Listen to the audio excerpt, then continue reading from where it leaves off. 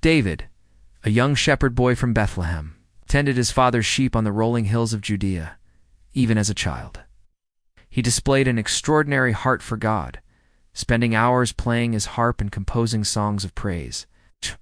One evening, as the golden sun dipped below the horizon, the prophet Samuel arrived at the house of Jesse, David's father. God had rejected King Saul and sent Samuel to anoint a new king. Jesse presented his older, stronger sons, but one by one Samuel rejected them, guided by God's voice.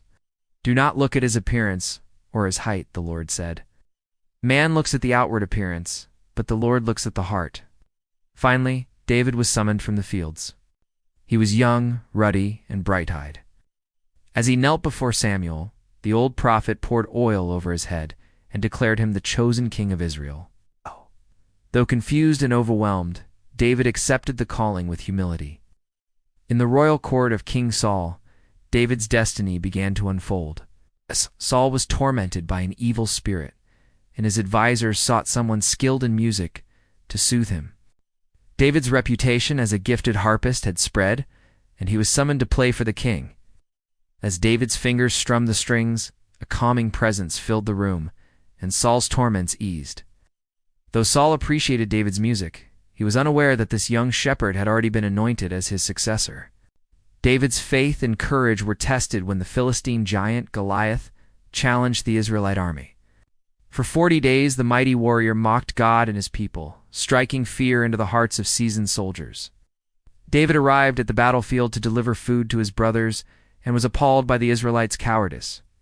With righteous indignation, he proclaimed, "Who is this uncircumcised Philistine that he should defy the armies of the living God?" King Saul doubted him. David refused to wear the heavy armor of war. Instead, he took his simple sling and 5 smooth stones. Standing before Goliath, he declared, "You come against me with a sword and spear, but I come against you in the name of the Lord Almighty." With a single shot, the stone sank into the giant's forehead, and Goliath crashed to the ground. The Israelites erupted in victory, and Saul grew increasingly wary of David's rising fame.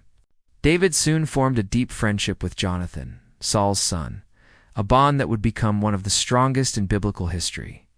But Saul's jealousy turned into hatred, and he plotted to kill David. Jonathan, torn between loyalty to his father and love for his friend, secretly warned David to flee. Forced into exile, David wandered the wilderness, gathering a band of loyal followers. Twice he had the opportunity to kill Saul, but refused, choosing instead to honor God's anointed king. When Saul eventually fell in battle against the Philistines, David mourned him deeply, demonstrating his unwavering respect and humility. Following Saul's death, David was crowned king of Judah. But Saul's surviving son ruled the northern tribes, leading to years of civil war. Eventually, David united the kingdom and was crowned king over all Israel. One of his first acts as king was to bring the Ark of the Covenant to Jerusalem. With unrestrained joy, he danced before the Lord, an act of worship that scandalized his wife, Michal.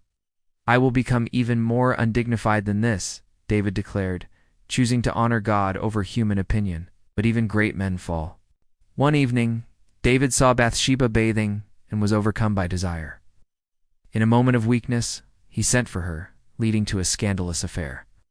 When she became pregnant, David schemed to hide his sin, sending her husband Uriah to the front lines of battle to be killed. Actions displeased the Lord. And the prophet Nathan confronted him with a parable of a rich man stealing a poor man's lamb.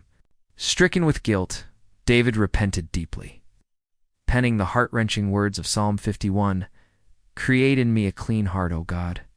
Though forgiven, he suffered the painful consequences of his actions as turmoil erupted within his own family. His beloved son Absalom later betrayed him, leading a rebellion to seize the throne. David, heartbroken, fled from Jerusalem. Even in exile, he refused to harm Absalom, hoping for reconciliation.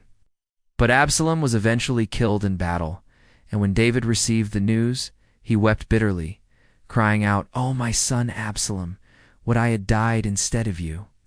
His grief was a testament to his deep love, even for a son who had turned against him. As David aged, he prepared his son Solomon to take the throne. In his final moments, he urged him to follow God's laws and lead with wisdom. When David passed away, his legacy as a man after God's own heart endured.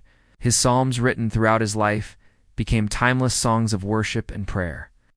As the sun rose over Jerusalem, David's words echoed across the ages. "The Lord is my shepherd. I shall not want." His story remains one of faith, triumph, failure, and redemption, a testament to God's unfailing grace.